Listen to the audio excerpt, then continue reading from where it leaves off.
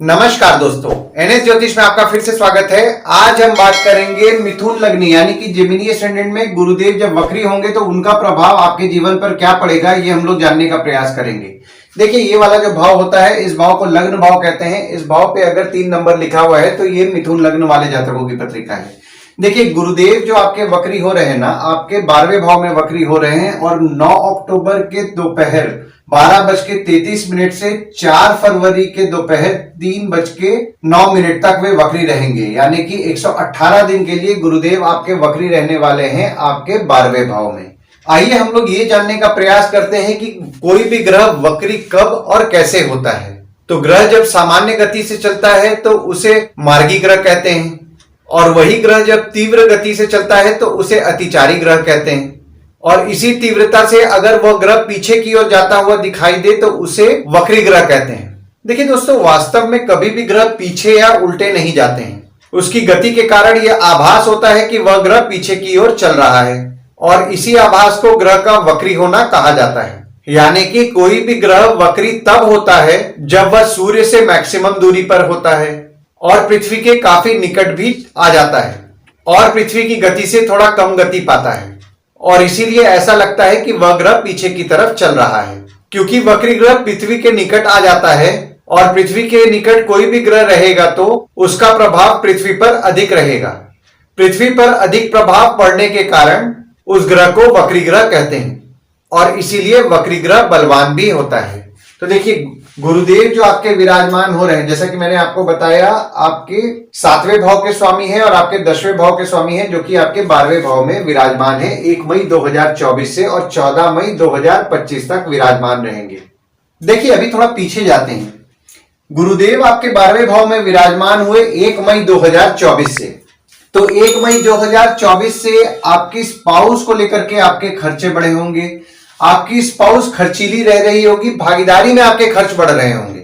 अगर आपकी स्पाउस कहीं बाहर जाने का प्रयास कर रही हैं तो उनके लिए फेवरेबल समय, जैसे कि मैंने आपको अपने पहले के वीडियोस में भी बताया है, 1 मई 2024 से है और 14 मई 2025 तक रहेगा।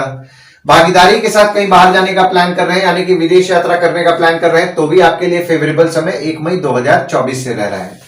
अब गुरुदेव देखिए आपके 12वें भाव में ही वक्री हो जा रहे हैं 9 अक्टूबर 2024 से लेकर के 4 फरवरी 2025 तक। तो 9 अक्टूबर 2024 से जब गुरुदेव आपके 12वें भाव में वक्री होंगे तो आपकी स्पाउस जो खर्चा कर रही थी वो थोड़ा और भी खर्चा उनका बढ़ सकता है। स्पाउस को लेकर के आपके खर्च बढ़ सकते हैं, भागीदार को लेकर के आपके खर्च बढ़ सकते हैं। भागीदार के साथ जो विदेश जाने के योग बन रहे थे, अभी यहां और भी प्रबल योग आपके बन रहे हैं 9 अक्टूबर से लेकर के 4 फरवरी 2025 तक। और गुरुदेव आपके 10वें भाव के भी स्वामी हैं, जो कि आपके 12वें भाव में विराजमान है। तो जो भी लोग काम संबंधित विदेश जाने का प्रयास कर रहे हैं, ऐसे तो उनके लिए 1 मई 2024 से ही फेवरेबल समय, पर यहाँ पे बहुत ही प्रबल योग का निर्माण हो रहा है 9 अक्टूबर से लेकर के 4 फरवरी 2025 तक। तो जो लोग भी काम संबंधित विदेश जाने का प्रयास कर रहे थे उनके लिए फेवरेबल समय है। काम को लेकर के आपका खर्च बढ़ेगा 9 अक्टूबर से 4 फरवरी 2025 तक। पिता और बॉस को लेकर के आपका कुछ ना कुछ खर्च बढ़ेगा। हो सकता है आप आपके ऑफिस का रेनोवेशन कराएं, जिसपे आपका कुछ ना कुछ खर्च बढ़े 9 अक्टूबर से लेकर के 4 फरवरी 2025 तक। पर जो भी लोग विदेश संबंधित काम कर रहे हैं, जैसे कि इंपोर्ट एक्सपोर्ट हो गया, फॉरेन ट्रेड हो गया, फॉरेन से प्रोजेक्ट्स लाके काम कर रहे हैं, या फिर आईटी प्रोजेक्ट्स भी फॉरेन से उठा करके काम कर रहे हैं, देखिए यहाँ पे उनका काम तो ऐसे भी 1 मई 2024 से अच्छा चल रहा था, और अब गुरुदेव वक्री भी हो रहे हैं 9 अक्टूबर से लेकर के 4 फरवरी तक। तो जब वक्री ग्रह रहता है ना, तो अगर आपको शुभ फल दे रहा है तो शुभ फल आपको ज्यादा देगा, अशुभ फल दे रहा है अशुभ फल भी आपको ज्यादा देगा। तो जो भी लोग विदेश संबंधित काम करते हैं उनके काम में भी उनको अच्छा रिजल्ट मिलने वाला है, और खासकर जब वक्री रहेंगे 9 अक्टूबर से 4 फरवरी 2025 तक, तो आपको निश्चित तौर पर शुभ फल मिलने वाला है, काम आपका बढ़ने वाला है। और गुरुदेव की 5वीं दृष्टि पड़ रही है आपके 4थे भाव में। 4था भाव होता है आपके सुख, माता, घर, वाहन का होता है। घर, वाहन, माता को लेकर के आपका कुछ ना कुछ खर्च बढ़ा हुआ होगा 1 मई 2024 से, और यहाँ पे अभी जब तक गुरुदेव वक्री रहेंगे तब तक आपका और भी ज्यादा खर्च बढ़ने वाला है। घर, वाहन, माता, सुख को लेकर के आपका खर्च बढ़ेगा। गुरुदेव की 7वीं दृष्टि पड़ रही है आपके 6वें भाव में। 6वां भाव होता है आपके रोग, ऋण, शत्रु, मामा मौसी का होता है। हालांकि देखिए यहाँ पे शनिदेव की दृष्टि भी आपके 6वें भाव में पड़ रही है। 17 जनवरी 2023 से, और शनिदेव भी वक्री हैं 29 जून से 15 नवंबर तक। तो अनवांटेड खर्चा करने से देखिए आपको यहां पे बचना है, क्योंकि गुरु आपके 12वें भाव में विराजमान है, तो आपको अनवांटेड खर्चा कराएंगे, क्योंकि 12वां भाव होता है आपके खर्च, जेल, फॉरेन, हॉस्पिटल, मोक्ष का होता है, तो अनवांटेड खर्चा कराएंगे। विदेश जाने का प्रयास कर रहे हैं, वैसे भी गुरुदेव आपके 12वें भाव में है, तो निश्चित तौर पर आपको विदेश के लिए शुभ फल देंगे। पर यहां पे आपको अनवांटेड खर्चा करने से बचना है, अनवांटेड खर्चा ना करें, क्योंकि यहाँ पे आप जो अनवांटेड खर्चा करेंगे उसके कारण आपको लोन लेना पड़ सकता है। हालांकि देखिए यहाँ पे वक्री शनि की दृष्टि पड़ रही है, पर 15 नवंबर के बाद शनिदेव वक्री नहीं रहेंगे और गुरुदेव वक्री रहेंगे, तो यहाँ पे आपका कुछ ना कुछ आपके खर्च बढ़ेंगे, लोन्स आप लेंगे, जिसके कारण छोटी मोटी दिक्कतों का आपको सामना करना पड़ सकता है। तो अनवांटेड खर्चा करने से बचें। रेगुलर बेसिस पे एक्सरसाइज करें, क्योंकि यहाँ पे देखिए गुरुदेव आपके 6वें भाव में दृष्टि डाल रहे हैं। 6वां भाव होता है आपके रोग, ऋण, शत्रु, मामा मौसी का होता है, तो यहाँ पे आपके मामा मौसी के साथ संबंध में मजबूती लाएंगे। जो छोटे मोटे मनमुटाव हो रहे थे उसमें भी आपको सुधार देखने मिल रहा था, पर यहाँ पे जब गुरुदेव वक्री हुए हैं ना, जैसा कि मैंने आपको बताया 9 अक्टूबर से आपके संबंध में मजबूती आएगा, आपके शत्रु या कॉम्पिटिटर बढ़ेंगे। हालांकि देखिए शनिदेव की दृष्टि पड़ रही है, तो आपके शत्रु या कॉम्पिटिटर को वे कम करने का प्रयास करेंगे, पर यहाँ पे शत्रु या कॉम्पिटिटर बढ़ने वाले हैं। हेल्थ को लेकर के आपको ज्यादा ध्यान देना है। जो भी लोग डायबिटीज पेशेंट हैं, डायबिटीज पे अपने कंट्रोल रखें, शुगर पे अपने कंट्रोल रखें, ज्यादा अच्छा है, क्योंकि यहाँ पे आपका शुगर बढ़ सकता है। हेल्थ पे थोड़ा ध्यान दें, रोग को लेकर के समस्याएं बढ़ेंगी आपकी। और गुरुदेव की 9वीं दृष्टि पड़ रही है आपके 8वें भाव में, और 8वां भाव होता है आपके आयु, जीवन, मृत्यु, अचानक धन लाभ, ससुराल का होता है। तो देखिए गुरुदेव की 9वीं दृष्टि आपके 8वें भाव में पड़ रही है, तो आपके अचानक धन लाभ के योग तो निश्चित तौर पर बन रहे हैं 1 मई 2024 से, और 14 मई 2025 तक ये अचानक धन लाभ के योग आपके बन रहे हैं। पर यहाँ पे देखिए अब आपके गुरुदेव भी वक्री हो रहे हैं, जैसा कि मैंने आपको बताया 9 अक्टूबर से लेकर के 4 फरवरी 2025 तक, तो आपको निश्चित तौर पर अचानक धन लाभ कराएंगे।